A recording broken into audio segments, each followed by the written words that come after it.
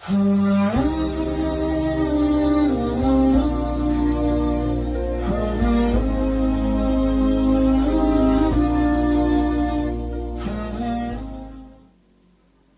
baginda Nabi ada di rumah beliau, malaikat Jibril turun datang pada baginda Nabi, menghampiri baginda Nabi, kemudian mengajak baginda Nabi ke Masjidil Haram. Datang ke rumah, diajak ke Masjidil Haram. Sampai ke Masjidil Haram, baginda Nabi diajak ke Hijr Ismail. Hijr Ismail itu bagi yang pernah haji, pernah umroh, kalau ada pagar kecil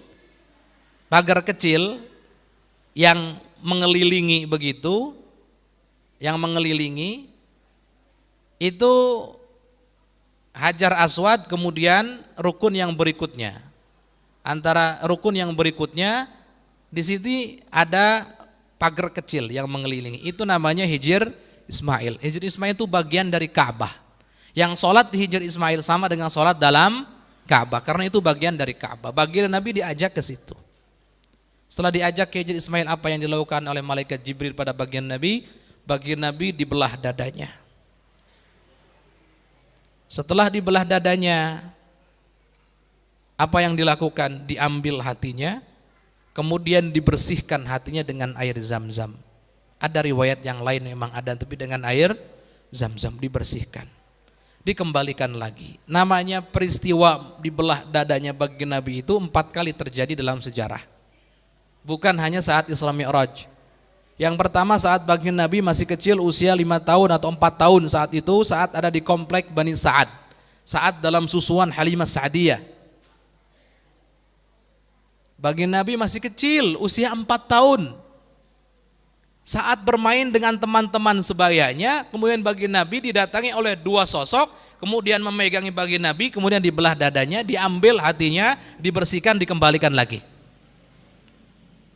Saat itu yang terjadi, anak-anak kecil sebayanya yang bermain bersama baginda Nabi lari ketakutan, melaporkan kepada Sayyidah Halimah Sa'diyah apa yang terjadi pada baginda Nabi saat itu. Bahkan dilaporkan baginda Nabi pingsan atau meninggal, laporannya begitu. Sayyidah Halimah Sa'diyah saking takutnya langsung mencari di mana baginda Nabi. Saat ditemukan beliau dalam keadaan duduk, tertunduk, dalam keadaan pucat mukanya.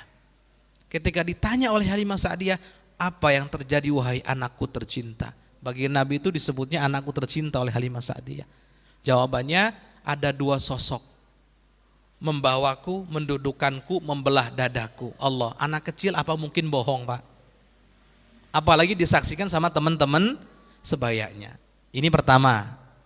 Kedua, saat baginda Nabi berumur 10 tahun. 10 tahun itu dalam rangkaian kehidupan disebut dengan daurul murahaqah. Saat masuk ke usia remaja, dibelah juga dadanya, dibersihkan kembali. Kemudian yang ketiga, saat baginda Nabi diutus menjadi nabi, menjadi rasul di usia 40 tahun.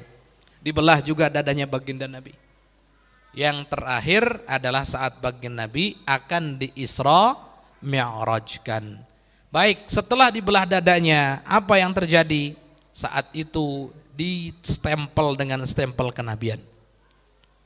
Mungkin ada yang bertanya, Ustadz, stempel kenabian itu gimana? Jadi baginda Nabi di pundaknya, lebih ke arah kiri, itu ada stempel kenabian. Dalam riwayat, semua nabi itu ada tandanya, tapi tandanya ada di tangan kanan, kecuali baginda Nabi tandanya ada di pundaknya. Hanya satu-satunya nabi yang punya tanda di pundak. Saat lahir sudah ada, saat besar juga sudah ada, tapi dipertajam tanda tersebut saat akan Isra Mi'raj. Apa hikmahnya Ustadz? Dibelah dadanya kemudian distempel. Ini isyarah menunjukkan bahwa baginda Nabi itu sudah dibersihkan, tidak ada hawa nafsu beliau. Tidak ada lagi muatan-muatan pribadi beliau. Semuanya bersih karena Allah, lillahi ta'ala, pengabdian hanya untuk Allah. Sudah begitu distempel. Distempel tuh kalau sekarang kayak disegel. Menunjukkan keoriginalan kata orang sekarang.